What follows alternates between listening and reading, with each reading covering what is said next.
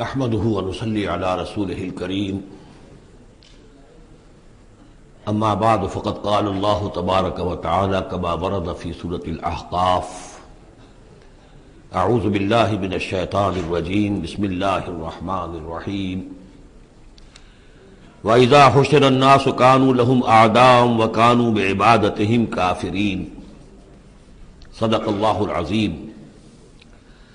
ذکر ہو رہا تھا اس سورہ مبارکہ کی پچھلی آیات میں کہ ان سے بڑھ کر زیادہ گمراہ کون ہوگا جو اللہ کے سوا ایسی ہستیوں کو پکار رہے ہیں جو نہ ان کی دعا سنتے ہیں نہ دعاؤں کو قبول کر سکتے ہیں قیامت تک، بلکہ وہ ان کی دعاؤں سے غافل ہیں، انہیں معلوم ہی نہیں ہے۔ وَإِذَا حُشِرَ النَّاسُ جب لوگوں کو جمع کیا جائے گا كَانُوا لَهُمْ أَعْدَاءً وہ ان کے دشمن بن جائیں گے کہ تم نے ہمیں شرمسار کیا، ہماری شرمندگی کا تم سبب بن گئے، تم نے ہمیں اللہ کا مد مقابل بنا دیا۔ جیسے کہ حضور صلی اللہ علیہ وسلم نے ایک صحابی کو ٹوک دیا، وہ اپنے کسی گفتگو کے انداز میں، اور ظاہر بات ہے کہ ان کی نیت تو وہ نہیں تھی کہ حضور کو اللہ کے برابر کر دیں، لیکن الفاظ ایسے ان کی زبان سے نکلے ما شاء اللہ و ما شئت، جو اللہ چاہے اور آپ چاہیں، اسی پر ٹوک دیا حضور نے۔ اجعلتنی للہ ندا، کیا تم نے مجھے اللہ کا مد مقابل بنا دیا ہے؟ مشیت صرف اللہ کی ہے۔ تو یہ اولیاء اللہ، یہ فرشتے، یہ پیغمبر، اگر انہیں آپ نے اللہ کے برابر بنا دیا، ان کو پکار رہے ہیں، ان سے دعائیں کر رہے ہیں، تو یہ تو گویا کہ ان کے لیے شرمندگی کی بات ہوگی اللہ کے سامنے، تو وہ دشمن بنیں گے۔ وَإِذَا حُشِرَ النَّاسُ كَانُوا لَهُمْ أَعْدَاءً وَكَانُوا بِعِبَادَتِهِمْ كَافِرِينَ، اور وہ تو ان کی عبادت کا انکار کریں گے۔ وَإِذَا تُتْلَىٰ عَلَيْهِمْ آيَاتُنَا بَيِّنَاتٍ، اور جب انہیں سنائی جاتی ہیں پڑھ کر ہماری آیات بینات، قَالَ الَّذِينَ كَفَرُوا لِلْحَقِّ لَمَّا جَاءَهُمْ، تو یہ کافر کہتے ہیں اس حق کے بارے میں جو ان کے پاس آیا ہے، هَذَا سِحْرٌ مُبِينٌ، یہ تو کھلا جادو ہے۔ ام یقولون افتراہ، کیا کہ اسے گھڑ لیا ہے، یعنی محمد صلی اللہ علیہ وسلم نے یہ قرآن خود تصنیف کیا ہے۔ قُلْ إِنِ افْتَرَيْتُهُ فَلَا تَمْلِكُونَ لِي مِنَ اللَّهِ شَيْئًا، اے نبی ان سے کہہ دیجئے کہ اگر میں نے یہ گھڑ کر اللہ کی طرف منسوب کیا ہوتا تو تم مجھے اللہ کے پکڑ سے کچھ بھی نہیں بچا سکتے۔ یہ مضمون آئے گا آخری پارے میں، لو تقول علینا بعض الاقاویل، بلکہ 29ویں پارے میں، لأخذناہ بالیمین ثم لقطعنا منہ الوتین، کہ اگر بالفرض خدا نہ خواستہ اگر محمد صلی اللہ علیہ وسلم کوئی چیز گھڑ کر ہماری طرف منسوب کر دیں تو ہم ان کا داہنا ہاتھ پکڑیں گے اور پھر ان کی رگے جان کو کاٹ دیں گے۔ ظاہر بات ہے کہ یہ صرف اس میں جو غصہ ہے وہ ان لوگوں پر ہے جو کہہ رہے تھے۔ هو عالم بما تفیدون فیہ، اللہ تعالیٰ خوب جانتا ہے جن چیزوں میں تم لگے ہوئے، جو کچھ تم کہہ رہے ہو، جو تمہارا ظاہری قول ہے اس کو بھی جانتا ہے، اور جو تمہارے دل میں چھپا ہوا اسے بھی جانتا ہے۔ کفا بہ شہیدا بینی و بینکم، اور وہ کافی ہے بطور گواہ میرے اور تمہارے مابین، وہ جانتا ہے کہ میں اس کا رسول ہوں، اس نے میرے پاس وحی بھیجی ہے۔ وہو الغفور الرحیم، اور وہ بخشنے والا ہے، رحم فرمانے والا۔ قل ما کنت بدعا من الرسل، اے نبی ان سے یہ بھی کہیے کہ میں کوئی نیا نویلا رسول تو نہیں ہوں، کوئی پہلا رسول تو نہیں ہوں میں کہ مجھ سے پہلے کوئی رسول آئے نہ ہوں۔ بہت سے رسول آئے ہیں، ہاں میں آخری رسول ضرور ہوں، لیکن میں کوئی نیا سا رسول تو نہیں ہوں کہ کوئی ایک نئی بات ہو بالکل۔ بدعت، اسی سے وہ بدعت کا لفظ بنا ہے ہمارے ہاں، جو چیز دین میں نہیں ہے اور لا کر اس کو آغاز کر دیا جائے تو در حقیقت وہ بدعت ہے۔ تو ما کنت بدعا من الرسول، جیسے کہ ہم سورہ آل عمران میں پڑھ آئے ہیں، وما محمد الا رسول قد خلت من قبلہ الرسل۔ اسی طریقہ سے عیسیٰ ابن مریم کے بارے میں آیا ہے علیہ الصلوۃ والسلام کہ عیسیٰ ابن مریم کیا ہے، رسول، اور ان سے پہلے بہت سے رسول گزرے ہیں۔ قل ما کنت بدعا من الرسل وما ادری ما یفعل بی ولا بکم، اور مجھے کچھ معلوم نہیں ہے کہ کیا کیا جائے گا میرے ساتھ اور کیا کیا جائے گا تمہارے ساتھ۔ یعنی اس سے مراد یہ نہ سمجھیے کہ حضور کو یہ معلوم نہیں تھا کہ آخرت میں میرے ساتھ کیا کیا جائے گا، وَلَلْآخِرَةُ خَيْرٌ وَأَبْقَىٰ، حضور کے لیے تو یقیناً آخرت جو بہت بہتر ہے، لیکن یہ کہ ابھی کیا ہونے والا ہے، کل کیا ہونے والا ہے۔ ظاہر بات ہے کہ طائف آپ گئے تھے تو بڑی امیدیں لے کر گئے تھے نا، لیکن یہ کہ وہاں جا کر جو صورتحال ہوئی گویا کہ وہ حضور کی توقعات کے بالکل خلاف تھی۔ آپ کو تو امید تھی کہ کوئی نہ کوئی بڑا جو وہاں کا سرداروں میں سے کوئی نہ کوئی اگر مان لے گا میری بات کو تو میں پھر اپنا، کیونکہ مکے میں تو اب ابو طالب کا انتقال ہو گیا اور وہی دنیاوی اعتبار سے میرے لیے پروٹیکشن کا ذریعہ تھے، لہذا اب کوئی اگر بڑا رئیس اور بڑا کوئی سردار جو ہے طائف کا وہ ایمان لے آئے تو میں اپنا یہ مرکز وہاں شفٹ کر دوں، لیکن یہ کہ وہاں وہ بات پوری نہیں ہو سکی۔ تو مادری ما یفعل بی ولا بکم، مجھے یہ معلوم نہیں ہے کہ کیا کیا جائے گا میرے ساتھ، کیا ہوگا اور کیا ہوگا تمہارے ساتھ. ان اتبع الا ما یوحی الیہ، میں تو بس پیروی کر رہا ہوں اس کی جو میری طرف وحی کی جا رہی ہے. وما انا الا نذیر مبین، اور میں نہیں ہوں مگر کھلا خبردار کر دینے والا، بس میری حیثیت تو یہ ہے. قل ارأیتم ان کان من عند اللہ وکفرتم بہ، اے نبی ان سے کہیے کہ ذرا غور کرو، سوچ لو، اگر ان کان من عند اللہ، جو چیز اللہ کی طرف سے آئی ہے یہ ہے واقعتاً اللہ کی طرف سے، وکفرتم بہ، اور تم نے اس کا کفر کیا، اس کا نتیجہ کیا نکلے گا؟ یعنی یہ کہ تم سوچو، امکان تو ہے نا. تم کہہ رہے ہو کہ میں نے گھڑ لی ہے، چلیے، حالانکہ دل میں تم جانتے ہو کہ یہ گھڑی بھی کتاب نہیں ہے. اگر گھڑی بھی کتاب ہوتی، انسان کی تصنیف ہوتی، تو تم بھی اس کا مقابلہ کرتے. تمہیں چیلنج دیا گیا ہے کہ اس جیسی کتاب بنا لاؤ، اس جیسی ایک صورت ہی بنا لاؤ، تو تمہارے دل میں وہ بات نہیں ہے. لیکن سوچ لو ذرا کہ اگر یہ شے واقعتاً اللہ کی طرف سے ہے، قل ارأیتم ان کان من عند اللہ وکفرتم بہ، اور تم نے اس کا انکار کر دیا.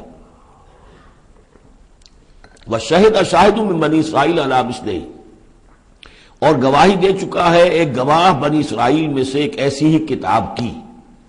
اصل میں اس میں کافی تفسیر کے اندر اقوال میں اختلاف ہے. اس سے مراد جو ہے عام مومنین اہل کتاب ہیں یا حضرت موسیٰ علیہ السلام، اس لیے کہ کتاب استثناء میں جو پیشن گوئی ہے اس میں یہ الفاظ ہیں کہ اے موسیٰ، میں ان کے بھائیوں میں سے تیرے مثل ایک پیغمبر اٹھاؤں گا. کتاب استثناء کے 18ویں باب کی 18 اور 19ویں آیات ہیں یہ تورات کی، جو عہد نامہ قدیم ہے اس میں. تو گویا کہ مثل ہی، یعنی حضرت موسیٰ کی طرح کے محمد ہے، حضرت محمد کی طرح کے موسیٰ ہیں علیہ الصلوۃ والسلام، کیونکہ صاحب شریعت رسول ہے حضرت موسیٰ علیہ السلام. حضرت عیسیٰ صاحب شریعت نہیں ہے، صاحب کتاب ہے، انجیل دی گئی ہے، انجیل میں شریعت نہیں ہے، انجیل میں حکمت ہے. کل ہم پڑھ چکے ہیں جئتکم بالحکمہ، میں تمہارے پاس حکمت لے کر آیا. شریعت، قانون، یہ در حقیقت تورات میں تھی، حضرت موسیٰ علیہ السلام کو دی گئی، اور یا پھر محمد الرسول اللہ صلی اللہ علیہ وسلم کو قرآن دیا گیا، اور یہ آخری اور کامل شریعت دی گئی. فآمنوا واستكبرتم، تو وہ تو ایمان لے آئے اور تم استکبار کر رہے ہو. یعنی یہود میں سے تو بہت سے علماء ایسے بھی تھے، بہت زیادہ نہیں لیکن تھے. عبداللہ ابن سلام رضی اللہ تعالیٰ عنہ بہت اہم ان کے علماء میں سے تھے، وہ ایمان لائے ہیں. تو وہ تو ایمان لے آئے. فاستكبرتم، اور تم استکبار میں اور گھمنڈ میں پڑے ہوئے ہو. ان اللہ لا یہدی القوم الظالمین، اللہ ظالموں کو ہدایت نہیں دیتا. وقال الذین کفروا للذین آمنوا لو کان خیرا ما سبقونا الیہ، اور کہا ان لوگوں نے جنہوں نے کفر کی روش اختیار کی ان لوگوں کے بارے میں جو ایمان لائے، کیونکہ ان میں سے زیادہ تر جو حضور کے آس پاس ہوتے تھے، اس لیے کہ بہرحال ان میں بڑے بڑے لوگ بھی تھے جو ایمان لائے تھے حضور پر. حضرت عثمان ابن عفان بھی تھے، بڑے گھرانے کے فرد تھے. عبد الرحمن ابن عوف بھی تھے، وہ بھی کوئی غرباء اور فقراء میں سے تو نہیں تھے. طلحہ اور زبیر بھی تھے، تو وہ بھی بڑے اونچے خاندانوں سے تھے.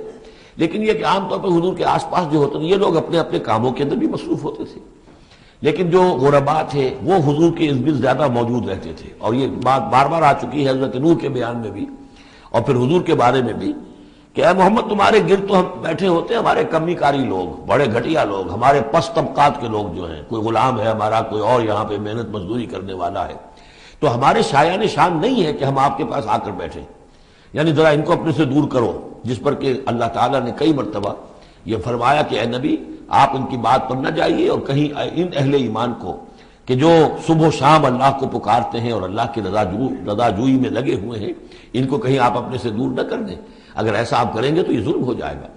لیکن بہرحال ان کا کہنا یہ تھا کہ اگر یہ لوگ جو ہیں، اگر واقعتاً یہ خیر ہوتا، لو کان خیرا ما سبقونا، اگر یہ واقعتاً خیر ہوتا قرآن اور یہ دین، تو یہ لوگ جو ہیں یہ اس میں سبقت نہ کرتے ہم سے.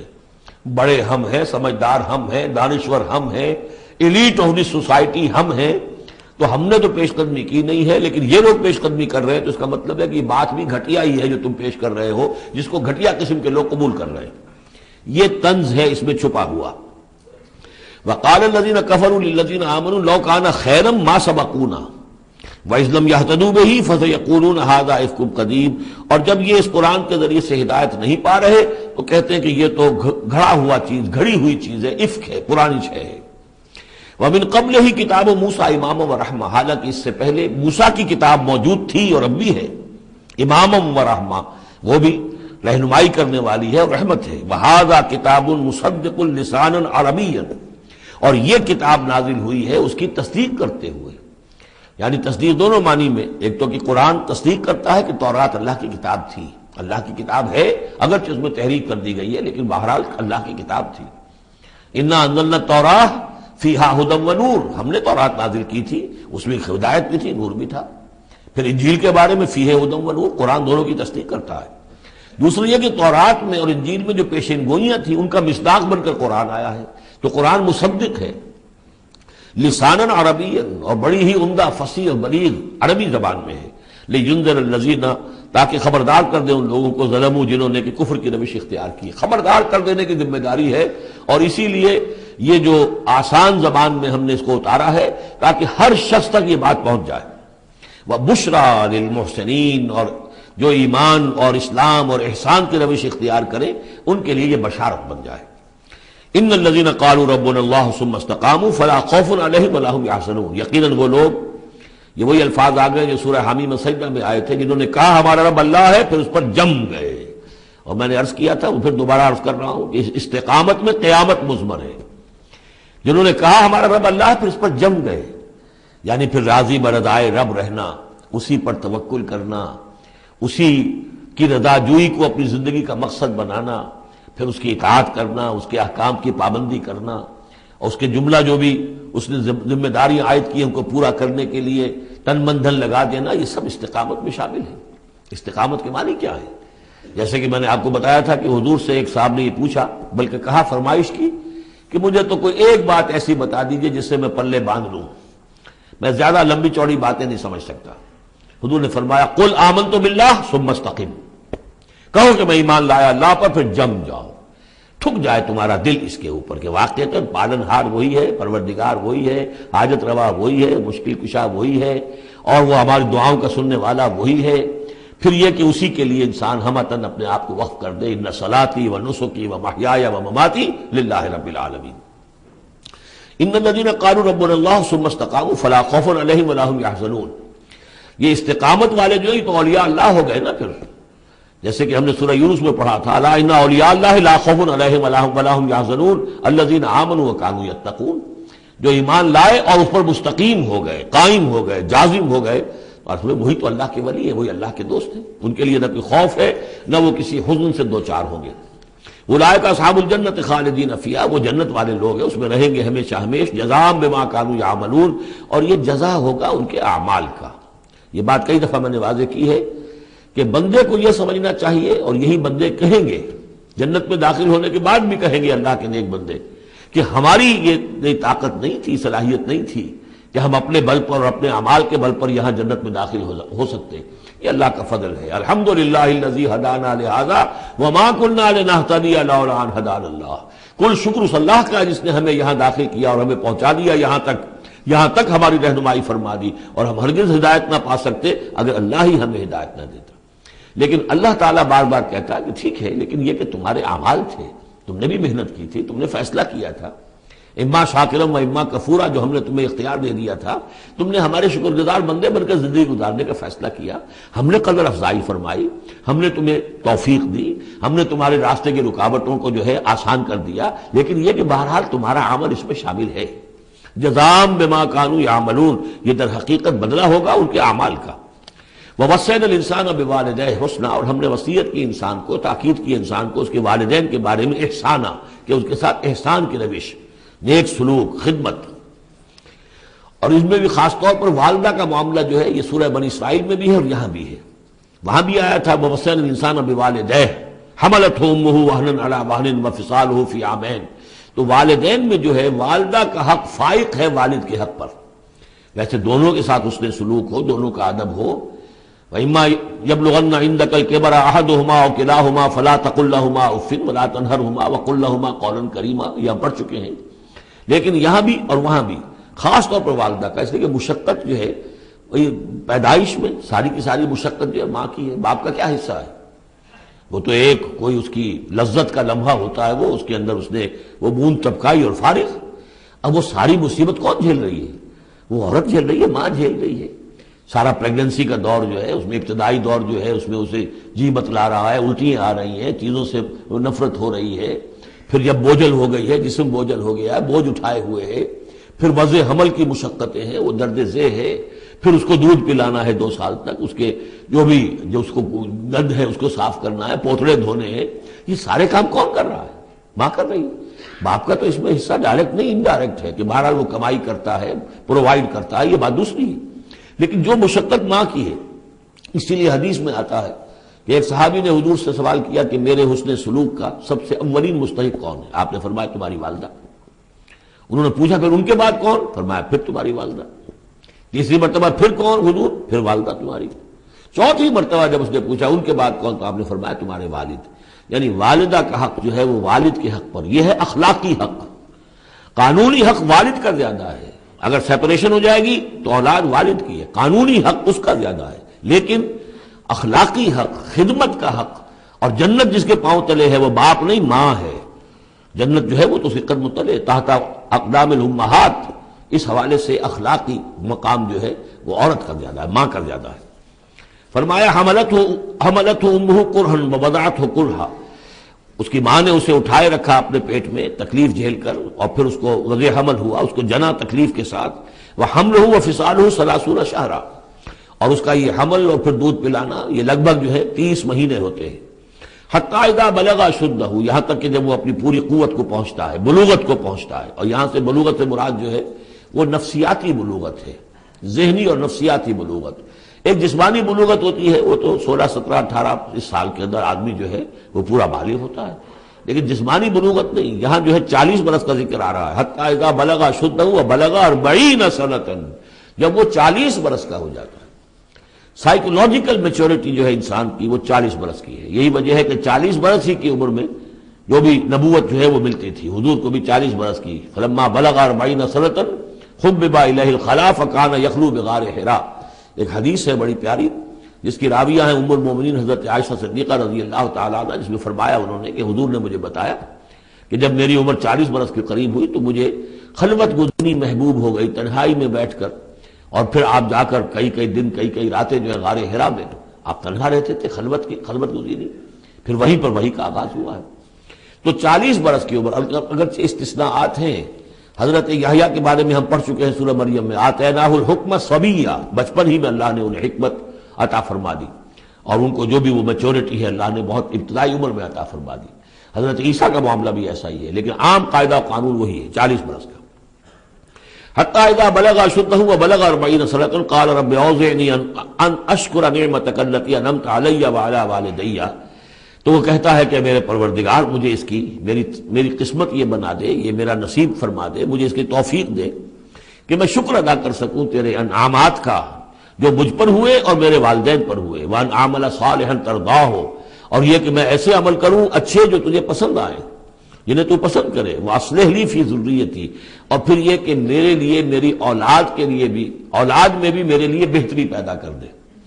ایک تو یہ ہوتا ہے کہ اصلح لی ذریتی، میری اولاد کو کی اصلاح کر دے، انہیں صالح بنا دے، لیکن یہاں پہ انداز جو ہے ذرا دیکھیے، اصلح لی فی ذریتی، اس لیے کہ اولاد صالح ہوگی تو اس کا فائدہ مجھے بھی پہنچے گا، اس لیے کہ اگر اولاد جو ہے وہ صالح ہے اور نیک ہے تو اس سے یقیناً انسان جو ہے وہ دعائیں کریں گے، استغفار کریں گے، اور ان کے جو اعمال صالحہ ہیں، چونکہ باپ نے کوئی تربیت اچھی دی تھی تو ان کے اعمال صالحہ سے بھی اس کے اپنے حساب کے اندر بھی ادراج ہوتا رہے گا نیکیوں کا۔ تو اصلح لی فی ذریتی، میری ذریت میں، میری نسل میں میرے لیے اصلاح فرما دے، یعنی ان کی اصلاح فرما جس سے کہ خود مجھے بھی فائدہ پہنچے۔ اسی بالکل یہی مفہوم ہے کہ جو ہم نے سورہ الفرقان میں پڑھا ہے، وَجْعَلْنَا لِلْمُتَّقِينَ إِمَامًا، مراد یہ کہ ہماری اولاد کو متقی بنا، تاکہ ان کی جو ہم از خود ان کے آگے چلنے والے ہیں، ان کے امام ہیں، وہ ہمارے فالوورز ہیں، ہمارے پیچھے چلنے والے ہیں، اور قیامت میں ایسا ہوگا حشر میں آدمی اٹھیں گے اور ان کے پیچھے ان کی نسلیں چلی آ رہی ہیں، تو ہمارے پیچھے آنے والے ہیں وہ نیک ہوں، متقی ہوں۔ وَاصْلِحْ لِي فِي ذُرِّيَّتِي إِنِّي تُبْتُ إِلَيْكَ، میں تیری جناب میں توبہ کرتا ہوں، رجوع کرتا ہوں، وَإِنِّي مِنَ الْمُسْلِمِينَ، اور یقیناً میں تیرے فرما برداروں میں سے ہوں۔ اولئک الذین نتقبل عنہم احسن ما عملوا، یہ وہ لوگ ہیں جن سے ہم ان کے بہترین اعمال قبول فرمائیں گے، ونتجاوز عن سیئاتہم، اور اگر کوئی خطائیں ہوں گی، کوئی چیز ان کے اندر کمزوری کا پہلو بھی ہوگا ہم اس سے درگزر فرمائیں گے. فی اصحاب الجنہ، اور پھر یہ اصحاب الجنہ میں ہوں گے، جنت والوں میں شامل ہو جائیں گے. وعد الصدق الذی کانوا یوعدون، یہ سچا وعدہ ہے جس کا کہ ان سے وعدہ کیا جاتا تھا. اب اس کے برعکس سے کردار ہے. یہ تو یہ ایک صالح بیٹا ہے، اور وہ جب اپنی پوری میچورٹی کو پہنچا ہے اور بلوغ کو پہنچا ہے نفسیاتی اور ذہنی اعتبار سے، تو اس کا طرز عمل تو یہ ہے جو آ گیا. رب اوزعنی ان اشکر نعمتک التی انعمت علی وعلی والدی وان اعمل صالحا ترضاہ واصلح لی فی ذریتی. ایک دوسرا برعکس کردار ہے. والذی قال لوالدیہ اف لکما اتعداننی ان اخرج وقد خلت القرون من قبلی. اور وہ شخص جو اپنے والدین سے کہتا ہے، والدین مسلمان ہیں لیکن بیٹا آوارہ ہو گیا ہے یا ذہنی طور پر جو ہے وہ گمراہ ہو گیا ہے، وہ نہ آخرت کو مان رہا ہے نہ اللہ کو مان رہا ہے، کسی اور رخ پہ جا رہا ہے، تو وہ اپنے والدین سے کہتا ہے اف لکما، میں بڑا بیزار ہوں آپ سے، یہ کیا آپ لوگوں نے ڈھکوسلے تراش رکھے ہیں، یہ کیا آخرت واخرت کی آپ مجھے دھمکی دیتے رہتے ہیں. اتعداننی، کیا آپ مجھے اس بات سے ڈراتے ہیں، وعدہ دیتے ہیں، دھمکاتے ہیں، ان اخرجا، کہ مجھے نکالا جائے گا، دوبارہ زندہ کیا جائے گا. وقد خلت القرون من قبلی، مجھ سے پہلے نہ معلوم کتنی نسلیں بیت چکی ہیں، ہزارہا لوگ نسل بعد نسل ختم ہو چکے ہیں. تو میں تو ان باتوں کو ماننے والا نہیں ہوں، یہ آپ کے ڈھکوسلے ہیں، یہ پرانی باتیں ہیں، دقیانوسی باتیں ہیں. وہما یستغیثان اللہ ویلک آمن، اور وہ دونوں ماں باپ جو ہے بیچارے وہ نیک، وہ دعائی دے رہے ہیں اللہ کی کہ اللہ کے بندے ویلک، تباہی ہو تیری، خرابی ہو تیری، آمن، ایمان لا، مان ان باتوں کو. ان وعد اللہ حق، یقیناً اللہ کا وعدہ سچا ہے. فیقول ما ھذا الا اساطیر الاولین، وہ کہتا ہے نہیں نہیں نہیں، میں نہیں مانتا، نہیں یہ تو نقلیں ہیں، پرانی کہانیاں ہیں جو پچھلوں سے نقل ہوتی چلی آ رہی ہیں. اولئک الذین حق علیہم القول، یہ وہ لوگ ہیں کہ جو جن پر اللہ کی بات سچی ہو گئی، یعنی مستحق ہو گئے اللہ کے کلمہ عذاب کے. فی امم قد خلت من قبلہم، اور انہی قوموں کے اندر وہ بھی پھر شامل کر دیے جائیں گے جو ان سے پہلے گزر چکی ہیں، من الجن والانس، جنات میں سے بھی اور انسانوں میں سے بھی. انہم کانوا خاسرین، یقیناً وہی لوگ ہیں خسارے والے، برباد ہونے والے. وَلِكُلٍّ دَرَجَاتٌ مِّمَّا عَمِلُوا، اور سب کے لیے درجے اور مقامات معین ہوں گے ان کے اعمال کے اعتبار سے. وَلِيُوَفِّيَهُمْ، اور تاکہ اللہ تعالیٰ پورا ان کے اعمال، وَلِيُوَفِّيَهُمْ أَعْمَالَهُمْ وَهُمْ لَا يُظْلَمُونَ، پورا ان کو دے دے گا ان کے اعمال کا بدلہ، اور ان پر کوئی ظلم نہیں ہوگا، کوئی حق تلفی نہیں ہوگی. وَيَوْمَ يُعْرَضُ الَّذِينَ كَفَرُوا عَلَى النَّارِ، اور جس دن کہ یہ کافر پیش کیے جائیں گے آگ پر، اور اس وقت ان سے کہا جائے گا اذهبتم طیباتکم فی حیاتکم الدنیا واستمتعتم بها، دیکھو بھائی تم نے اپنے جو مزے لینے تھے، لوٹنے تھے، عیش کرنے تھے، وہ تم دنیا کی زندگی میں کر چکے ہو. تم نے وہاں حرام خوریاں کی، حلال اور حرام کی تمیز کو ختم کیا، تم نے وہاں عیش کیے. اذهبتم طیباتکم، اپنی مزے کی چیزیں جو ہے وہ تم لے جا چکے. فی حیاتکم الدنیا، تم اپنی دنیا کی زندگی میں، واستمتعتم بها، اور اس سے تم نے بہت فائدہ اٹھا لیا. فَالْيَوْمَ تُجْزَوْنَ عَذَابَ الْهُونِ بِمَا كُنتُمْ تَسْتَكْبِرُونَ فِي الْأَرْضِ بِغَيْرِ الْحَقِّ، تو آج اب تمہیں بہت ہی اہانت آمیز عذاب دیا جائے گا، ذلت کا عذاب، بسبب اس تکبر کے جو تم کرتے رہے ہوئے زمین میں ناحق. وَبِمَا كُنتُمْ تَفْسُقُونَ، اور جو تم نے وہاں پر نافرمانیاں کی ہیں اور ہمارے احکام کو توڑا ہے. وَاذْكُرْ أَخَا عَادٍ، اور ذرا تذکرہ کیجئے اخا عاد، قوم عاد کے بھائی کا، یعنی حضرت ہود علیہ السلام. اذ انذر قومہ بالاحقاف، جبکہ انہوں نے اپنی قوم کو خبردار کیا احقاف میں. یہ احقاف کا علاقہ تھا، بالکل جنوبی ساحل جو ہے عرب کا، جزیرہ نما عرب کا، اس کے ساتھ، اور اب وہاں پر بہت ہی سخت قسم کا، وہ بدترین قسم کا صحرا ہے. احقاف. وقد خلت النذر من بین یدیہ ومن خلفہ، ان سے پہلے بھی، ان کے سامنے بھی اور بہت سے خبردار کرنے والے آئے تھے. یہ میں نے عرض کیا تھا کہ انبیاء متعدد آ کر پھر آخری کوئی رسول آتا تھا کہ جو پھر آخری اتمام حجت کرتا تھا. اللہ تعبدوا الا اللہ، انہوں نے یہی دعوت دی تھی کہ مت پوجو کسی کو سوائے اللہ کے. انی اخاف علیکم عذاب یوم عظیم، مجھے اندیشہ ہے تمہارے اوپر، تمہارے بارے میں کہ ایک بڑے دن کا عذاب تم پر آئے گا. قالوا اجئتنا لتافکنا عن آلہتنا، انہوں نے کہا کہ کیا تم اس لیے آئے ہو اے ہود کہ تم ہمیں اپنے معبودوں سے برگشتہ کر دو. فاتنا بما تعدنا ان کنت من الصادقین، تو اگر تم سچے ہو تو جس عذاب کی دھمکی ہمیں دے رہے وہ لے آؤ. قال انما العلم عند اللہ، انہوں نے کہا کہ اس کا علم تو اللہ کے پاس ہے، کل علم اللہ کے پاس ہے. وہ عذاب آئے گا، کب آئے گا، کس صورت میں آئے گا، میں نہیں جانتا، وہ اللہ جانتا ہے. وَأُبَلِّغُكُم مَّا أُرْسِلْتُ بِهِ، اور میں تو تمہیں پہنچا رہا ہوں وہ جو اس نے مجھے دے کر بھیجا ہے. جو پیغام اس نے دیا میں پہنچا رہا ہوں، میرا کام انذار ہے، ابلاغ ہے، پہنچا دینا ہے، واضح کر دینا ہے۔ وَلَٰكِنِّي أَرَاكُمْ قَوْمًا تَجْهَلُونَ، لیکن میں دیکھ رہا ہوں کہ تم نے بہت جہالت کی روش اختیار کر لی ہے، بجائے اس کے کہ میری بات پر غور کرو، دیکھو، سوچو، دل میں اترے تو اسے قبول کرو۔ تم نے تو گویا کہ ادھار کھائے بیٹھے ہو اس کی نفی پر اور اس کو نہ ماننے پر، تو تم جہالت پر اتر آئے ہو۔ فَلَمَّا رَأَوْهُ عَارِضًا مُسْتَقْبِلَ أَوْدِيَتِهِمْ، تو عذاب الہی جب آیا، اس کے آثار جب آئے تو وہ ایک ایسی صورت میں تھے کہ جو ہے کہ بادل آ رہے ہیں۔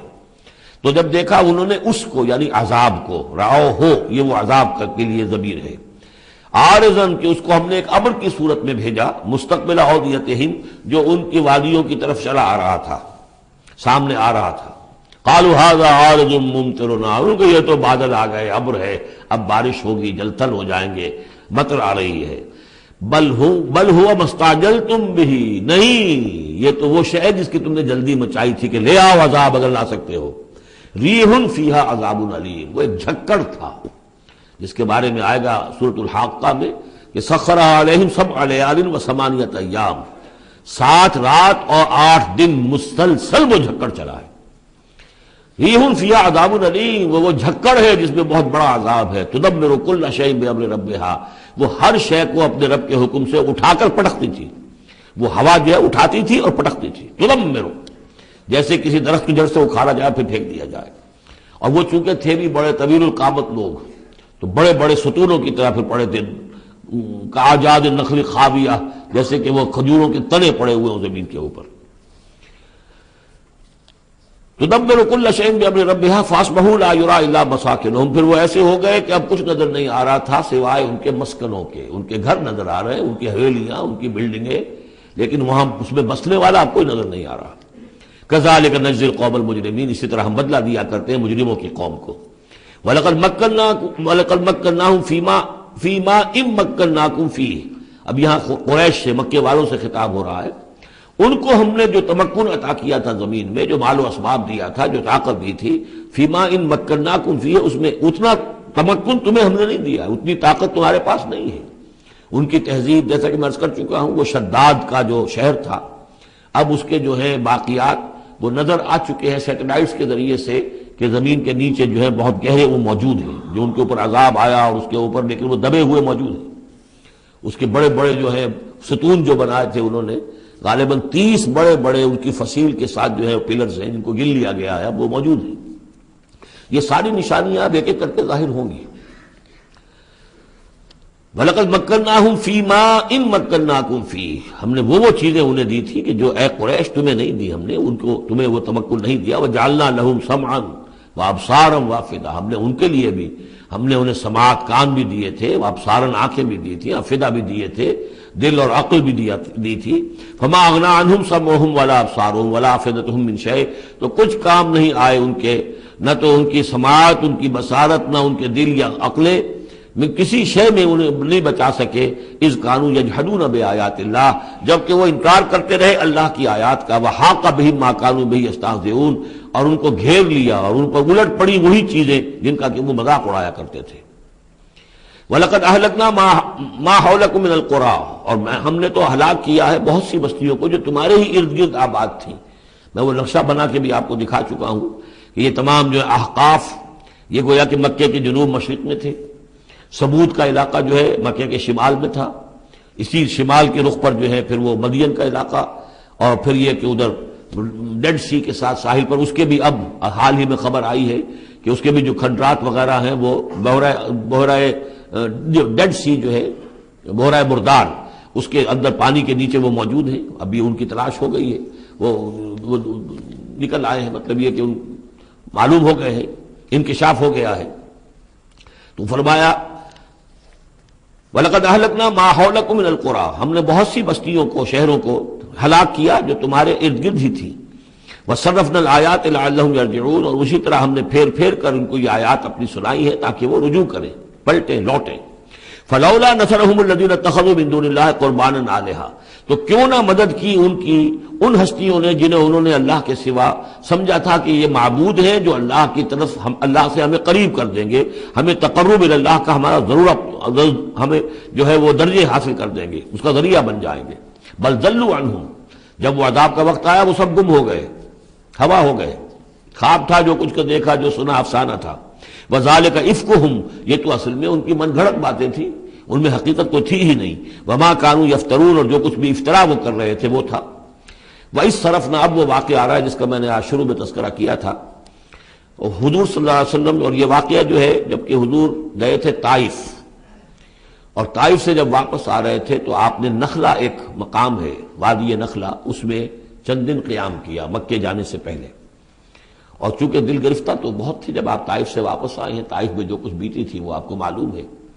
بہرحال وہاں آپ فجر کے وقت ایک روز نماز فجر کی پڑھ رہے تھے اور قرآن مجید پڑھ رہے تھے، اس میں قرآن الفجر ہم پڑھ آئے ہیں، فجر کی نماز میں طویل قرات ہوتی ہے۔ تو ایک امام ایک مقتدی، امام تھے حضور صلی اللہ علیہ وسلم اور مقتدی تھے حضرت زید بن حارثہ، آپ کے منہ بولے بیٹے، آپ کے آزاد شدہ غلام۔ اس وقت یہ ہے کہ وہاں سے گزر ہوا کچھ جنوں کی ایک جماعت کا، وہ ٹھہر گئے، ٹھٹک کر کھڑے ہوئے اور وہ سنتے رہے قرآن، حضور پڑھ رہے ہیں وہ سن رہے ہیں۔ تو اس پر وہ ایمان لائے اور پھر جا کر اپنی قوم میں انہوں نے فوراً تبلیغ شروع کر دی۔ تو یہ بات ہمارے لیے بڑی عبرت کی بات ہے کہ جنات کی ایک جماعت نے ایک ہی دفعہ قرآن سنا، ایمان بھی لے آئے اور فوراً مبلغ بن گئے اس کے۔ لیکن ہم جو ہے سنتے ہیں اور ایک کان سے سن کر دوسرے کان سے نکال دیتے ہیں، ہماری زندگی میں کوئی تبدیلی نہیں آتی۔ تو بڑا قابل غور ہے یہ مقام قرآن مجید کا۔ وَإِذْ صَرَفْنَا إِلَيْكَ نَفَرًا مِنَ الْجِنِّ، اور جب کہ ہم نے آپ کی طرف متوجہ کر دیا اے نبی جنوں کی ایک جماعت کو، یستمعون القرآن، کہ وہ قرآن سننے لگے۔ فلما حضروہ، جب وہاں وہ پہنچے، قالوا انصتوا، انہوں نے کہا چپ ہو جاؤ، خاموش رہو، سنو، توجہ سے سنو۔ اب دیکھیے جو بات قرآن مجید میں آئی ہے وَإِذَا قُرِئَ الْقُرْآنُ فَاسْتَمِعُوا لَهُ وَأَنصِتُوا، معلوم ہوتا ہے کہ یہ وہ ان جنات میں سے تھے کہ جو طبعاً نیک تھے، شریف تھے، اس اعتبار سے ان کے اندر وہ جو مادہ تھا وہ موجود تھا، بلکہ آگے چل کر معلوم ہوگا کہ وہ حضرت موسیٰ علیہ السلام کے ماننے والے تھے، ان پر گویا کہ وہ اہل کتاب جنات تھے۔ تو انہوں نے جب سنا تو بڑی توجہ کے ساتھ جو ہے وہ سننے لگے اور کہا خاموش ہو جاؤ، سنو توجہ سے۔ فلما قضی، تو جب وہ آپ کی قرات ختم ہو گئی، وَلَّوْا إِلَىٰ قَوْمِهِمْ مُنذِرِينَ، تو فوراً اپنی قوم کی طرف پلٹے انہیں خبردار کرنے کے لیے۔ اور کیا کہا انہوں نے؟ قالوا یا قومنا انا سمعنا کتابا انزل من بعد موسیٰ، معلوم ہوا موسیٰ کے ماننے والے تھے۔ اے ہماری قوم کے لوگوں، ہم نے سنا ہے، ہم نے کتاب سنی ہے جو نازل ہوئی ہے اب موسیٰ کے بعد۔ کتاب جو نازل ہوئی ہے موسیٰ کے بعد وہ قرآن ہی ہے، اگرچہ ہم مانن کہہ دیتے ہیں عرفاً، وہ انجیل کو بھی کتاب، لیکن کتاب کا لفظ میں نے بارہا آپ کو بتایا ہے کہ شریعت کے لیے آتا ہے، کتاب قوانین کے لیے آتا ہے، کتب علیکم کتب علیکم کتب علیکم۔ نماز بھی ہے کتابا موقوتا، عدت کے لیے آیا حتیٰ یبلغ الکتاب اجلہ، تو شریعت کے احکام کے لیے جو ہے وہ اصل میں یہ لفظ خاص ہے۔ تو تورات چونکہ شریعت کی حامل تھی اور قرآن پھر شریعت دوسری جو آئی ہے موسیٰ کی شریعت کے بعد وہ شریعت محمدی ہے صلی اللہ علیہ وسلم۔ ورنہ ظاہر بات ہے کہ ان کے علم میں ہوگا کہ حضرت عیسیٰ بھی آئے اور وہ ایک کتاب تو لائے، لیکن یہ کہ اس میں شریعت نہیں۔ قالوا یا قومنا انا سمعنا کتابا انزل من بعد موسیٰ مصدقا لما بین یدیہ، اور یہ تصدیق کرتے ہوئے آئی ہے اس کی جو اس کے سامنے موجود ہے، یعنی تورات، یہدی الی الحق، اور یہ رہنمائی کر رہی ہے حق کی طرف، وَإِلَىٰ طَرِیقٍ مُسْتَقِیم، اور ایسے راستے کی طرف جو بالکل سیدھا ہے۔ صراط مستقیم، صراط بھی راستہ، طریق بھی راستہ، سبیل بھی راستہ، سواء سبیل سیدھا راستہ، صراط مستقیم سیدھا راستہ، طریق مستقیم۔ یا قومنا اجیبوا داعی اللہ، اے ہماری قوم کے لوگوں، اللہ کی طرف پکارنے والے کی پکار پر لبیک کہو، مانو، ایمان لاؤ۔ وآمنوا بہ یغفر لکم من ذنوبکم، تو ان پر ایمان لاؤ تاکہ اللہ تعالیٰ جو ہے تمہارے گناہوں کو بخش دے، وَيُجِرْكُم مِّنْ عَذَابٍ عَلِيمٍ، اور تمہیں بچا دے عذاب علیم سے، دردناک عذاب سے۔ وَمَن لَّا يُجِبْ دَاعِيَ اللَّهِ فَلَيْسَ بِمُعْجِزٍ فِي الْأَرْضِ، اور جو نہیں لبیک کہتا اللہ کی طرف پکارنے والے کی پکار پر، تو وہ پھر فَلَيْسَ بِمُعْجِزٍ، وہ اللہ تعالیٰ کو ہرا نہیں سکے گا، شکست نہیں دے سکے گا زمین میں۔ وَلَيْسَ لَهُ مِن دُونِهِ أَوْلِيَاءُ، اور نہیں ہوں گے اس کے لیے کوئی ایسے اس کے رفیق اور اس کے پشت پناہ اور مددگار جو اسے اللہ کی پکڑ سے بچا سکے۔ أُولَٰئِکَ فِي ضَلَالٍ مُّبِینٍ، یہ لوگ تو گویا کہ کھلی گمراہی کے اندر ہوں گے۔ اب یہ بات جو ہے جیسا کہ میں نے اس کے تو قابل غور ہے ہمارے لیے۔ اب ظاہر بات ہے کہ داعی جب تک نبوت کا سلسلہ جاری تھا وہ اللہ کے نبی ہوتے تھے۔ اب حضور کے بعد اب دائی جو ہوں گے وہ امت میں سے ہوں گے، کوئی اٹھے گا اللہ کا بندہ، پھر دین کی دعوت دے گا، پھر قرآن کی طرف بلائے گا، پھر لوگوں سے کہے گا کہ آؤ چلو اس راستے پر چلو، اللہ کے دین کا راستہ یہ ہے، اقامت دین کی جد و جہد میں لگو، اس کے لیے اپنے تن بندھن لگاؤ، ان صلاتی و نسکی و محیایا و مماتی للہ رب العالمین۔ اب نبی تو کوئی نہیں آئے گا سوائے ان کے جو دجال ہیں، جھوٹے نبی ہیں جنہوں نے دعوے کیے ہیں، وہ تو چھوڑ دیے ان کو، لیکن نبی نہیں آنے والا، نبوت کا دروازہ بند ہو چکا، لیکن دعوت اللہ کا دروازہ بند نہیں ہوا ہے، اس کا سلسلہ بند نہیں ہوا، بلکہ اب تو اس امت کے ذمے بحثیت مجموعی کو ذمہ داری لگا دی گئی۔ وَكَذَلِكَ جَعَلْنَاكُمْ أُمَّةً وَسَطًا لِتَكُونُوا شُهَدَاءَ عَلَى النَّاسِ وَيَكُونَ الرَّسُولُ عَلَيْكُمْ شَهِيدًا، تمہارے ذمے ہے۔ كُنتُمْ خَيْرَ أُمَّةٍ أُخْرِجَتْ لِلنَّاسِ تَأْمُرُونَ بِالْمَعْرُوفِ وَتَنْهَوْنَ عَنِ الْمُنكَرِ وَتُؤْمِنُونَ بِاللَّهِ اولم يروا ان اللہ الذي خلق السماوات والارض ولم يعي بخلقهن، کیا انہوں نے دیکھا نہیں، غور نہیں کیا؟ وہ اللہ جس نے آسمانوں اور زمین کی تخلیق فرمائی اور وہ تھکا نہیں، ہارا نہیں اس سے، ان کی تخلیق سے، یعنی جیسے کہ سورہ قاف میں ہم پڑھیں گے افعینا بالخلق الاول، کیا ہم عاجز آ گئے ایک دفعہ بنانے کے بعد، ہماری ساری جو بھی کریٹو ایکٹیویٹی تھی اور کریٹو پوٹینشیل ہمارا ختم ہو گیا، ایگزاسٹ ہو گیا، ہم دوبارہ نہیں بنا سکتے تمہیں؟ تو لم یا بخلقہن، وہ عاجز نہیں آ گیا ان کی تخلیق سے، اب اس کی جو خلاقی کی قوت ہے وہ ختم نہیں ہو گئی ہے۔ بقادر علی ان یحیی الموتى، تو کیا وہ قادر نہیں ہوگا اس پر کہ مردوں کو زندہ کر دے؟ بلا، کیوں نہیں، انہ علی کل شیء قدیر، یقیناً وہ ہر چیز پر قادر ہے۔ ویوم یعرض الذین کفروا علی النار، اور جس روز کے پیش کیے جائیں گے یہ کافر آگ پر، الیس ھذا بالحق، اس وقت سوال کیا جائے گا یہ ہے حق، یہ حقیقت ہے یا نہیں؟ تم ڈھکوسلا کہتے تھے، تم کہتے تھے کہ ایسی ہمیں دھونس دی جا رہی ہے، کوئی جہنم وغیرہ نہیں، کوئی حساب کتاب نہیں، کوئی جزا و سزا نہیں، کوئی باس بعد الموت نہیں، الیس ھذا بالحق، کیا یہ حقیقت نہیں ہے؟ قالوا بلا وربنا، وہ کہیں گے کیوں نہیں، ہمارے پروردگار تیری قسم یہ حق ہے۔ قال فذوقوا العذاب بما کنتم تکفرون، تو اللہ فرمائے گا اب چکھو اس عذاب کا مزہ اپنے اس کفر کی پاداش میں جو تم کرتے رہے، فاصبر۔ اب آخری بات حضور سے، فاصبر کما صبر اولو العزم من الرسل، اے محمد صلی اللہ علیہ وسلم آپ بھی صبر کیجئے جیسے کہ ہمارے اولو العزم رسول آپ سے پہلے صبر کرتے رہے۔ یہ اولو العزم من الرسل عام طور پر خیال ہے کہ 5 ہیں، بعض حضرات 7 شمار کرتے ہیں، حضرت ہود حضرت صالح کو بھی شامل کرتے ہیں، لیکن 5 پر چونکہ اسی سلسلہ سور کی صورت ہے سورہ شورى جس میں 5 کا ذکر ہے۔ شرع لکم من الدین ما وصى به نوحا والذی اوحینا الیک وما وصینا به ابراہیم وموسیٰ وعیسیٰ، حضرت نوح، حضرت ابراہیم، حضرت موسیٰ، حضرت عیسیٰ اور حضرت محمد صلی اللہ علیہ وسلم علیہ الصلوۃ والسلام، یہ اولو العزم من الرسل ہیں۔ اور اس میں جو یوں سمجھیے کہ عزم اور صبر کا معاملہ جو ہے اس میں حضرت ایک اعتبار سے حضرت نوح سب سے آگے ہے، 950 برس تک جو ہے انہیں صبر کرنا پڑا، فلبث فیہم 1000 سنۃ الا 50 عاما۔ اور ایک ذاتی تکلیف اس میں حضرت ایوب علیہ الصلوۃ والسلام، ان کو جو کوفت ذاتی تکلیف، بیماری، نہایت ہی تکلیف دہ بیماری، تو اس میں ان کا صبر ایوب اس اعتبار سے مشہور ہے۔ فاصبر کما صبر اولو العزم من الرسل، صبر کیجئے جیسے کہ ہمارے اولو العزم پیغمبر صبر کرتے رہے۔ ولا تستعجل لهم، اور ان کے لیے جلدی نہ کیجئے۔ کیا مطلب؟ یہ خیال جو کبھی شاید حضور کے دل میں بھی آ جاتا ہو، لیکن یہ کہ دوسرے مسلمانوں کے دلوں میں آنا تو بالکل قرین قیاس ہے کہ اللہ تعالیٰ ان کو پکڑتا کیوں نہیں؟ یہ کس طریقے سے بلال کو کیسے مار رہا ہے یہ امیہ ابن خلف، اللہ تعالیٰ اس کا ہاتھ چھل کیوں نہیں کر دیتا؟ وہ تو علی کل شیء قدیر ہے، اور اس قوم کو کب تک یہ مہلت دی جائے گی؟ کیوں نہیں ان پر عذاب آ جاتا جیسے کہ عذاب آیا تھا پچھلی قوموں کے اوپر؟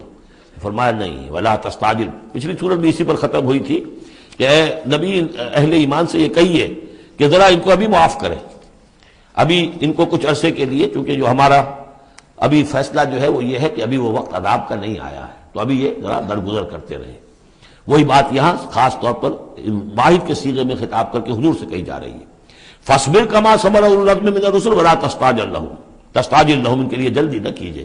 کانہم یوم یرون ما یوعدون، جس دن کے یہ دیکھیں گے اس عذاب کو، جب عذاب آئے گا تو ایسے محسوس کریں گے لم یلبسوا الا ساعۃ من نہار، کہ نہیں رہے تھے مگر دن کی کسی ایک حصے میں، ایک گھڑی دن کی صرف۔ بلاغ، یہ ہے پہنچا دینا، ھذا بلاغ، لیکن ھذا یہاں پر محذوف ہو گیا، ھذا بلاغ، بلاغ یہ پہنچا دینا ہے۔ فَهَلْ يُهْلَكُ إِلَّا الْقَوْمُ الْفَاسِقُونَ، تو ہلاک تو وہی کیے جائیں گے، کون ہلاک کیا جائے گا سوائے ان کے کہ جو نافرمان لوگ تھے۔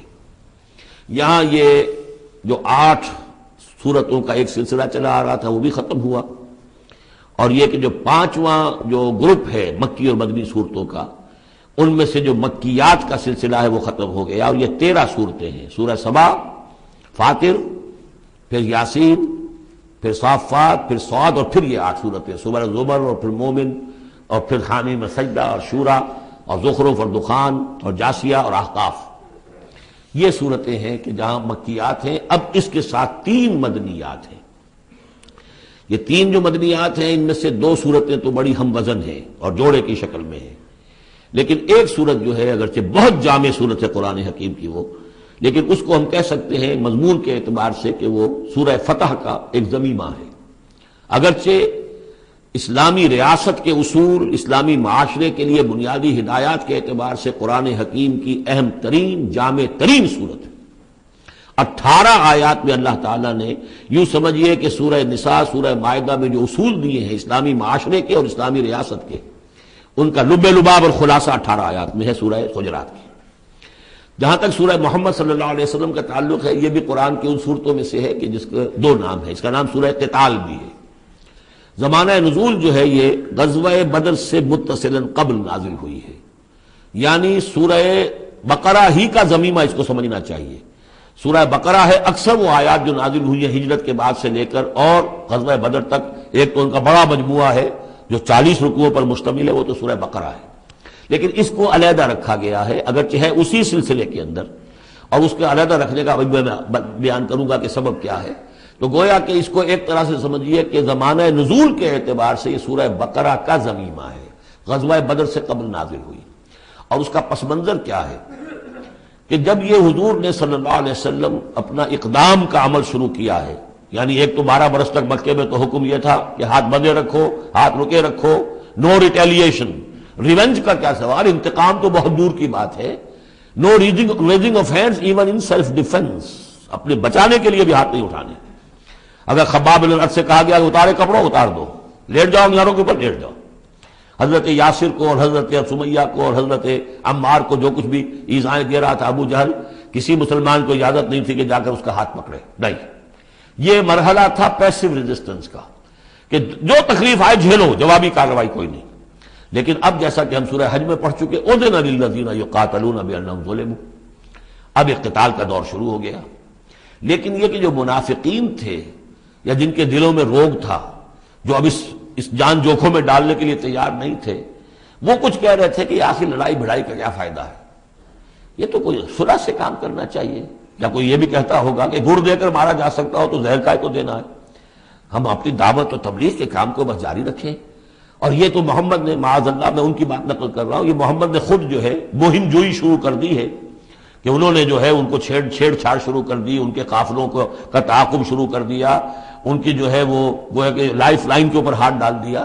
تو یہ جو حقیقت اقدام تو کر رہے ہیں یہ خود، اور اس سے گویا کہ لڑائی بھڑائی کا سلسلہ شروع ہو جائے گا۔ تو ان کے دلوں میں تو تھا روگ نفاق کا کہ وہ چاہتے نہیں تھے کہ ہمارے ایمان کا یہ امتحان ہو جائے کہ ہم سے کہا جائے کہ نکلو اللہ کی راہ میں جان ہتھیلی پر رکھ کر، لیکن وہ جو اس کی آڑ لے رہے تھے وہ کہہ رہے تھے کہ یہ لڑائی بھڑائی اور یہ جو ہے فساد، بلکہ صلح جوئی کے ساتھ معاملہ کرو۔ اور نوٹ کر لیجیے سورہ بقرہ کے دوسرے رکوع میں آیا تھا وَإِذَا قِيلَ لَهُمْ لَا تُفْسِدُوا فِي الْأَرْضِ قَالُوا إِنَّمَا نَحْنُ مُصْلِحُونَ أَلَا إِنَّهُمْ هُمُ الْمُفْسِدُونَ وَلَٰكِن لَا يَشْعُرُونَ۔ تو گویا کہ اس جو بھی ہو رہی تھی اس وقت ان کی جو ذہن کی کیفیت تھی، اس میں اللہ تعالیٰ کی طرف سے یہ سورہ مبارکہ نازل ہوئی ہے، اور یہ اسلوب کے اعتبار سے پورے قرآن میں منفرد ہے۔ بالکل ابرپٹلی شروع ہو رہی ہے، کوئی تمہید نہیں، کوئی حروف مقطعات نہیں، کوئی اللہ کی حمد، کوئی اور شے، کچھ نہیں، قرآن مجید کی عظمت کچھ نہیں، بلکہ الذین، اس سے جملہ شروع ہو رہا ہے جو عام طور پر جملے کے شروع کے لیے عام اسلوب نہیں ہے۔ پھر یہ کہ وہ جو اسلوب ہوتا ہے آیات کے آخر میں اللہ تعالیٰ کے اسماء اور اللہ کی صفات کا، انہ عزیز الحکیم، وہ تو بڑا غفور ہے، رحیم ہے، اس طرح کی کوئی شے آپ کو یہاں نہیں ملے گی۔ اسلوب بالکل مختلف ہے، ہر آیت ابرپٹ شروع ہو رہی ہے، سورت بھی ابرپٹلی شروع ہوئی ہے اور ابرپٹلی ختم ہو جائے گی۔ اسی طریقے سے ہر آیت جو ہے شروع ہوتی ہے اور ابرپٹلی ختم ہو جاتی ہے، بغیر کسی اختتامی اللہ کے اسماء اور صفات کے حوالے کے۔ باقی اس میں اور سورہ جو اگلی صورت ہے سورہ فتح، اس میں کیا ترتیب ہے وہ یہ ہے کہ حضور کی انقلابی جد و جہد کا جو آخری مرحلہ تھا، یعنی قتال، آرم کانفلکٹ، اس سے متصلاً قبل یہ سورہ محمد نازل ہو رہی ہے، اور اس کا جو اختتام ہو رہا تھا اور اللہ تعالیٰ کی طرف سے جو فتح آئی ہے اس کی تمہید ہے سورہ حدیبیہ، انا فتحنا لک فتحا مبینا۔ تو گویا کہ یہ دونوں اینڈ ہیں اس کے، جو آخری مرحلہ تھا انقلاب محمدی صلی اللہ علیہ وسلم کی جد و جہد کا، اس میں جو عام کانفلکٹ شروع ہو رہا ہے غزوہ بدر سے، اس سے قبل یہ صورت نازل ہوئی، اور جب آخری فتح ہونے والی ہے اور وہ فتح مکہ کی ہوگی، لیکن اس سے قبل جو اللہ نے تمہیدی فتح دی ہے وہ فتح ہے انا فتحنا لک فتحا مبینا، وہ صلح حدیبیہ جس کا ذکر جو ہے وہ سورہ فتح کے اندر ہے۔ یہ ربط ہے ان میں۔ بسم اللہ الرحمن الرحیم۔ الذین کفروا وصدوا عن سبیل اللہ اضل اعمالهم، جن لوگوں نے کفر کیا اور اللہ کے راستے سے روکا اور خود بھی رکے، صدا یا سدو میں عرض کر چکا ہوں بار بار، رکنا بھی روکنا بھی، یہ فعل لازم بھی ہے، فعل متعدی بھی ہے۔ جنہوں نے کفر کیا خود بھی رکے اور دوسروں کو بھی روکا اللہ کے راستے سے، اللہ نے ان کی ساری جد و جہد کو ضائع کر دیا، اضل اعمالهم، ان کی ساری کوشش جو تھی اللہ کے دین کے راستے کو روکنے کی، حضور کی دعوت کو کے راستے کو روکنے کی، سب جا چکی، ضائع ہو چکی، اکارت ہو چکی۔ اور اب یہ قافلہ جو ہے دعوت محمدی کا صلی اللہ علیہ وسلم اور انقلاب نبوی کا، یہ اپنے منزل کی طرف بڑھے گا، وہ آخری درجے میں اب شامل ہونے والا ہے۔ والذین آمنوا وعملوا الصالحات وآمنوا بما نزل علی محمد وهو الحق من ربهم کفر عنهم سیئاتهم واصلح بالهم، اور اس کے برعکس جو لوگ ایمان لائے، جنہوں نے نیک عمل کیے، اور جو ایمان لائے اس شے پر جو نازل کی گئی ہے محمد پر صلی اللہ علیہ وسلم، وهو الحق، اور وہ حق ہے، من ربهم، ان کے رب کی طرف سے، کفر عنہم سیئاتہم، اللہ نے دور کر دیے، معاف کر دیے ان سے ان کی خطائیں، ان کی غلطیاں، واصلح بالہم، اور ان کے حال کو، ان کی کیفیت کو سنوار دیا، بنا دیا، ان کی سیرتیں، ان کے کردار۔ اب دیکھ لو یہ جو صحابہ کی جماعت جو ہے، ان کی سیرتیں دیکھو، ان کی شخصیتیں دیکھو، اللہ تعالیٰ نے ان کو نکھار کر ان بھٹیوں میں سے گزار کر کے جو مکے میں تھیں، جن میں سے کہ آزمائشوں کی بھٹیوں میں سے نکل کر آئے ہیں، تو کندن ہو چکے ہیں، خالص زر خالص۔ ذالک بان الذین کفروا اتبعوا الباطل، یہ اس لیے کہ جن لوگوں نے کفر کیا انہوں نے باطل کی پیروی کی، لہذا وہ تو نتیجہ اس کا وہی نکلنا تھا جو نکل رہا ہے۔ وان الذین آمنوا اتبعوا الحق من ربهم، اور جو لوگ ایمان لائے انہوں نے پیروی کی حق کی جو ان کے رب کی طرف سے آیا ہے۔ کذالک یضرب اللہ للناس امثالهم، اسی طرح اللہ تعالیٰ لوگوں کے لیے ان کی مثالیں بیان کرتا ہے۔ فَإِذَا لَقِيتُمُ الَّذِينَ كَفَرُوا فَضَرْبَ الرِّقَابِ، اب یہ ہے آیت جو مشکلات القرآن میں سے ہے۔ اس کی وجہ کیا ہے کہ اس میں بھی ایک تقدیم و تاخیر ہے۔ تقدیم و تاخیر کا اصول میں بتا چکا ہوں، قرآن مجید میں ہوتا ہے اس کے آہنگ کی وجہ سے، اور غور کرنا پڑتا ہے کہ اس کی اصل ترتیب کیا ہے، اور اس سے پھر بات واضح ہوتی ہے۔ تو یہ قانون دیا جا رہا ہے، اسی کا حوالہ تھا سورہ انفال میں کہ اگر یہ پہلے سے بات نہ آ گئی ہوتی تو اے مسلمانوں، تم نے جو یہ قیدیوں کو زر فدیہ لے کر چھوڑنے کا فیصلہ کیا ہے، اس پر تم پر بڑی سخت گرفت ہوتی ہے اللہ کی، لیکن چونکہ یہ آیت آ چکی تھی، اب وہ اس کی وضاحت میں کر دوں گا آپ کو۔ فَإِذَا لَقِيتُمُ الَّذِينَ كَفَرُوا، تو اے مسلمانوں جب اب تمہاری مٹ بھیڑ ہو کافروں سے، اب جو ہے عام کانفلکٹ شروع ہونا ہے، اب تلوار سے ٹکرائے گی، میدان میں تمہیں آنا پڑے گا، تو اس کا قاعدہ کیا ہے؟ فَضَرْبَ الرِّقَابِ، تو ان کی گردنوں کو مارنا ہے، پہلا کام یہ ہے، ان کی گردنیں مارو، انہیں قتل کرو۔ حَتَّى إِذَا أَسْخَنْتُمُوهُمْ، یہاں تک کہ جب تم ان کو اچھی طریقے سے کچل دو، ان کی طاقت ختم ہو جائے، فَشُدُّ الْوَثَاقَ، پھر تم ان کو قیدی بنا سکتے ہو، پھر باندھو ان کو مضبوطی کے ساتھ۔ فَإِمَّا مَنًّا بَعْدُ وَإِمَّا فِدَاءً حَتَّى تَضَعَ الْحَرْبُ أَوْزَارَهَا، اور پھر چاہے تو انہیں اس کے بعد جو ہے تم چھوڑ سکتے ہو احسان رکھ کر، بغیر فدیہ لیے، اور وَإِمَّا فِدَاءً، یا فدیہ لے کر، حَتَّى تَضَعَ الْحَرْبُ أَوْزَارَهَا، یہاں تک کہ جنگ جو ہے وہ اپنے ہتھیار رکھ دے، ڈال دے۔ اس میں ہے اصل میں تقدیم و تاخیر، یہ پہلے ہے حَتَّى إِذَا أَسْخَنْتُمُوهُمْ فَشُدُّوا الْوَثَاقَ حَتَّى تَضَعَ الْحَرْبُ أَوْزَارَهَا فَإِمَّا مَنًّا بَعْدُ وَإِمَّا فِدَاءً، یعنی یہ کہ جب تمہارا مقابلہ کافروں سے ہو تو پہلے مرحلہ یہ ہے کہ ان کی گردنیں مارو، پھر جب ان کی قوت کچھ نہیں جائے پھر تم انہیں قیدی بنا سکتے ہو، جب تک کہ جنگ اپنے ہتھیار بالکل رکھ دے۔ اب اس کو سمجھ لیجئے کہ ایک ہوتی ہے بیٹلز، ایک ہوتی ہے وار۔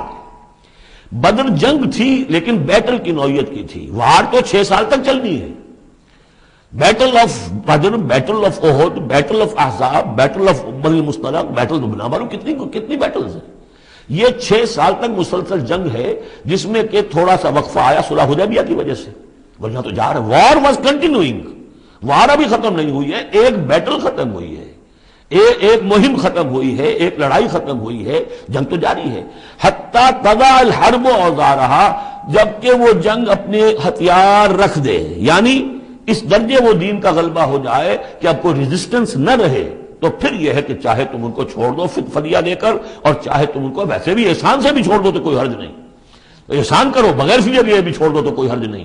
لیکن جب تک کہ ابھی مقابلہ چل رہا ہے اس وقت تک فدیہ لے کر چھوڑ دینے کے معنی کیا ہوئے کہ آپ نے کفر کو تقویت پہنچائی. جو آج جنگ کر کے یہاں کرنے کے لیے آئے تھے ان میں سے 70 مارے گئے، اچھا وہ تو کفر کا ایک بازو تو ٹوٹ گیا، لیکن یہ 70 جو تمہاری قید میں آئے تھے اس کو تم نے فدیہ لے کر چھوڑ دیا تو یہ بازو دوبارہ جا کر تم پر حملے کے لیے تیار ہو جائے گا کہ نہیں.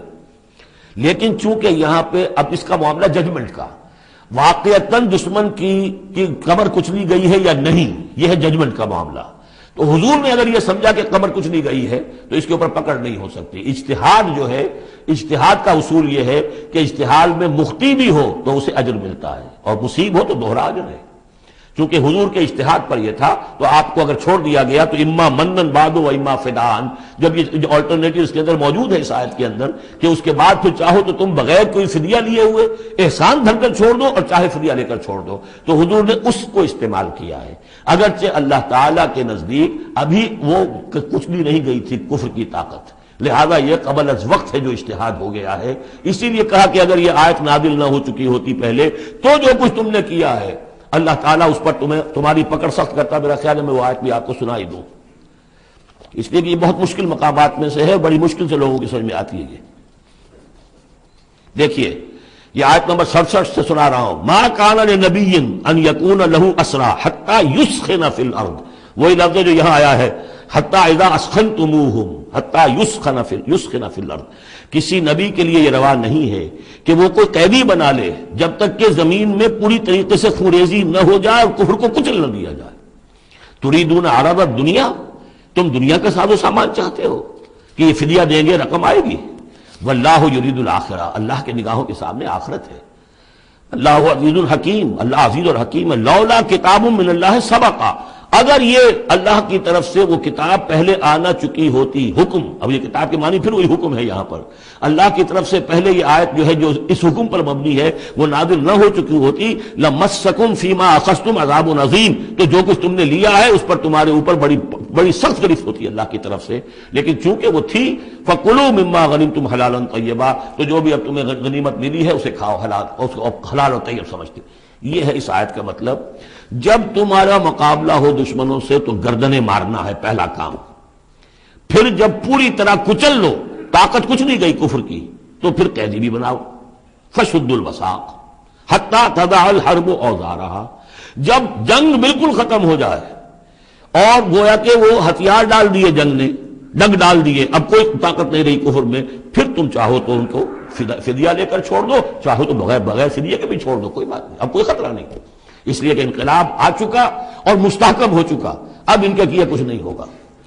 حتی تضع الحرب اوزارہا ذالک ولو یشاء اللہ لانتصر منہم، اللہ چاہتا تو خود ہی ان سے بدلہ لے لیتا، ان کفار سے انتقام لے لیتا. ولکن لیبلو بعضکم ببعض، اللہ تعالیٰ چاہتا تو اس 1000 کے لشکر کو آنے واحد میں ختم کر دیتا، لیکن اللہ نے تمہیں موقع دیا، تمہاری آزمائش کی، تمہارے صبر کا امتحان لیا. لیکن اللہ تعالیٰ امتحان لیتا ہے، جانچتا ہے بعض کو بعض کے ذریعے سے. وہ 1000 کے لشکر کے ذریعے سے ان 313 کے استقامت کی، ایمان اور استقامت جو ہے اس کی آزمائش ہو گئی. والذین قتلوا فی سبیل اللہ فلن یضل اعمالہم، اور جو لوگ اللہ کی راہ میں قتل ہو گئے تو اللہ تعالیٰ ان کے اعمال کو ضائع کرنے والا نہیں ہے، ان کے سارے اعمال کا بھرپور اجر انہیں مل جائے گا. سیہدیہم ویصلح بالہم، اللہ تعالیٰ ان کو راہ دے گا، پہنچا دے گا، جنت تک پہنچا دے گا، اور ان کے جو معاملہ ہوگا وہاں پہ ان کے احوال بہت اعلیٰ ہوں گے، بہت عمدہ ہوں گے. وَيُدْخِلُهُمُ الْجَنَّةَ عَرَّفَهَا لَهُمْ، اور داخل کرے گا انہیں اس باغات میں جو پہلے ہی انہیں پہچنوا دی ہے، بتا دیا ہے کہ اس جنت میں کیا کچھ ہوگا، وہ تو ہم بتا چکے ہیں قرآن کے اندر، اس جنت میں داخل کرے گا. یا ایھا الذین آمنوا ان تنصروا اللہ ینصرکم ویثبت اقدامکم، اہل ایمان اگر تم اللہ کی مدد کرو گے تو اللہ تمہاری مدد کرے گا اور تمہارے قدموں کو جما دے گا. یہ بہت اہم قانون ہے اللہ کا. تم اللہ کی مدد کرو گے تو اللہ مدد کرے گا. تم اللہ کے دشمنوں سے پینگے بڑھاؤ، دوستیاں کرو، ان کی وفاداریوں کے دم بھرو، انہیں اپنا سرپرست سمجھو، انہیں اپنا حمایتی اور مددگار سمجھو، اور ساتھ ہی دعا کرو تو دعائے قنوت نازلہ چاہے سال بھر کرتے رہو گے، اللہ نہیں سنے گا تمہاری دعا. ڈھاکہ گیا، مشرقی پاکستان گیا، بدترین شکست آ گئی، قنوت نازلہ مکے میں بھی اور مدینے میں بھی پڑھے جا رہے تھے اور پورے پاکستان میں پڑھے جا رہے تھے، اللہ نے نہیں سنی. تمہاری دوستیاں کس سے؟ اللہ سے تو ہے نہیں. اللہ کے خلاف تو اعلان جنگ ہے. تمہاری ساری معیشت سود پر چل رہی ہے. تم نے اللہ کے باغیوں کو دوست بنایا ہوا، انہیں اپنا سرپرست سمجھتے ہو، انہی کی مدد پر تمہارا جو ہے سارا سہارا بھروسہ ہے. آ رہا تھا کوئی جہاز چل کر امریکہ کا، وہ تو نہیں آیا، تو اللہ کیوں سنے گا تمہاری بات؟ ان تنصروا اللہ ینصرکم ویثبت اقدامکم، اگر تم اللہ کی مدد کرو گے، تم اس کے اگر مخلص ہو، فرما بردار ہو، اس کے دین کا جھنڈا لے کر کھڑے ہو گئے ہو، تن من دھن اس کے لیے لگانے کو تیار ہو، اللہ مدد کرے گا اور تمہارے قدم جما دے گا. والذین کفروا فتعسل لهم، اور وہ لوگ جنہوں نے کفر کیا ہے ان کے لیے تو پھر ہے ان کو گویا کہ رد کر دینا، رانگہ درگاہ کر دیے جائیں گے، وہ کھائیں ٹھوکریں. وعد اللہ اعمالہم، اللہ نے ان کے تمام اعمال کو، جد و جہد کو، کوششوں کو بالکل گمراہ کر دیا، یعنی ختم ہو گئی وہ، اور ان کا حاصل کچھ نہ ہوا. ذالک بانہم کرہوا ما انزل اللہ فاحبط اعمالہم، اس کی وجہ کیا ہے کہ انہوں نے وہ چیز ناپسند کی جو اللہ نے نازل کی. فاحبط اعمالہم، اللہ نے ان کے تمام نیک اعمال بھی ضائع کر دیے. یعنی آخر ان میں ایسے بھی تھے کفار میں سے جو غریبوں کو کھانا کھلا دیتے تھے، جو حاجیوں کی خدمت کرتے تھے اور سمجھتے تھے بڑی نیکی کا کام ہم کر رہے ہیں. یہ سورہ توبہ میں ہم پڑھ آئے ہیں، اجعلتم سقایۃ الحاج وعمارۃ المسجد الحرام، ان چیزوں کو تم نے بہت بڑی نیکیاں سمجھ رکھا ہے.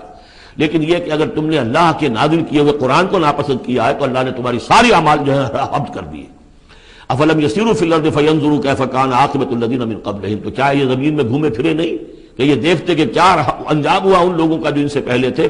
دمر اللہ علیہم، اللہ تعالیٰ نے ان پر ہلاکت کو مسلط کر دیا. وللکافرین امثالھا، اور ان کافروں کے لیے بھی ایسے ہی انجام آئیں گے. ذالک بان اللہ مولا الذین آمنوا وان الکافرین لا مولا لہم، اور یہ اس لیے کہ اللہ تو مولا ہے، رفیق ہے، پشت پناہ ہے، مددگار ہے اہل ایمان کا، اور یہ کہ کافروں کا کوئی مولا ہے ہی نہیں.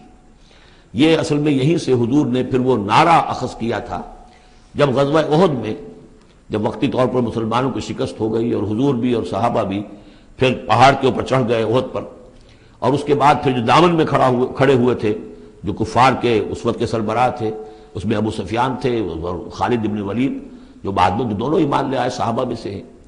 تو اس وقت یہ ہے کہ ابو سفیان نے نعرہ لگایا تھا، لنا عزا ولا عزا لکم، ہمارے لیے عزا جیسی دیوی ہے، اس نے ہماری مدد کی ہے، تمہارے لیے تو عزا ہے ہی نہیں. تو حضور نے کہا تھا مسلمانوں سے جواب دو، اللہ مولانا ولا مولا لکم، اللہ ہمارا مولا ہے، تمہارا کوئی مولا نہیں. اس نے کہا تھا اعلی حبل، لیکن یہ کہ اس کے جواب میں کہا گیا اللہ اکبر، اللہ سب سے اعلیٰ بھی ہے، بڑا بھی ہے. تو یہ جو نعرہ ہے کہ اللہ مولانا ولا مولا لکم، ذالک بان اللہ مولا الذین آمنوا وان الکافرین لا مولا لہم، ان اللہ یدخل الذین آمنوا وعملوا الصالحات جنات تجری من تحتها الانہار، یقیناً اللہ تعالیٰ داخل کرے گا ان لوگوں کو جو ایمان لائے، جن نے نیک عمل کیے، ان باغات میں جن کے دامن میں ندیاں بہتی ہوں گی. والذین کفروا یتمتعون ویاکلون کما تاکل الانعام، اور وہ لوگ جو کفر کر رہے ہیں وہ کھا پی رہے ہیں، عیش اڑا رہے ہیں دنیا میں، کھا رہے ہیں جیسے کہ حیوانات بھی کھاتے ہیں. والنار مثوی لکم، لیکن یہ کہ بالآخر ان کا ٹھکانہ جو ہے وہ آگ ہے. وَكَأَيٍّ مِّن قَرْيَةٍ هِيَ أَشَدُّ قُوَّةً مِّن قَرْيَتِكَ الَّتِي أَخْرَجَتْكَ، اور اے نبی کتنی ہی بستیاں ایسی گزری ہیں کہ جو اس بستی سے کہیں زیادہ قوت میں تھیں جس نے آپ کو نکلنے پر مجبور کیا ہے. مکے سے بڑے بڑے شہر تھے، ان سے بڑی اس کی جو ہے قوتیں تھیں، بڑی طاقتور قومیں وہاں رہتی تھیں. تو یہ جو بستی جس نے کہ آپ کو وہاں سے نکلنے پر مجبور کیا ہے، اس سے کہیں زیادہ بڑی جو بستیاں تھیں انہیں ہم نے ہلاک کیا. اہلکناہم فلا ناصر لہم، ان کو ہم نے ہلاک کر دیا اور ان کا کوئی مددگار نہ ہوا. افمن کان علی بینۃ من ربہ کمن زین لہ سوء عملہ، تو بھلا وہ شخص جو اپنے رب کی طرف سے بینہ پر ہے، اس کی سرشت اور اس کی فطرت نیک ہے، اور پھر یہ کہ اس کو اللہ تعالیٰ نے جو ہدایت دی ہے وہ اس پر قائم ہے. کمن زین لہ سوء عملہ، کیا وہ اس جیسا ہو جائے گا کہ جس کے اعمال اس کے لیے مزین کر دیے گئے ہیں، برے اعمال اس کے، لیکن اسے محسوس ہوتا ہے کہ بڑے شاندار میرے اعمال ہیں، میری تہذیب طریقتکم المثلی، تمہارا کلچر بہت اعلیٰ کلچر، مثالی کلچر، واتبعوا اہواءہم، اور انہوں نے پیروی کی ہے اپنی خواہشات کی۔ ان دونوں میں ظاہر بات ہے کوئی مساوات نہیں ہو سکتی۔ وہ جو اللہ کی طرف سے بینہ پر ہے وہ کامیاب ہونے والے ہیں، اور یہ لوگ جو اپنی خواہشات کی پیروی کر رہے ہیں ناکام ہونے والے ہیں۔ بارک اللہ لی ولکم فی القرآن العظیم ونفعنی وإیاکم بالآیات والذکر الحکیم۔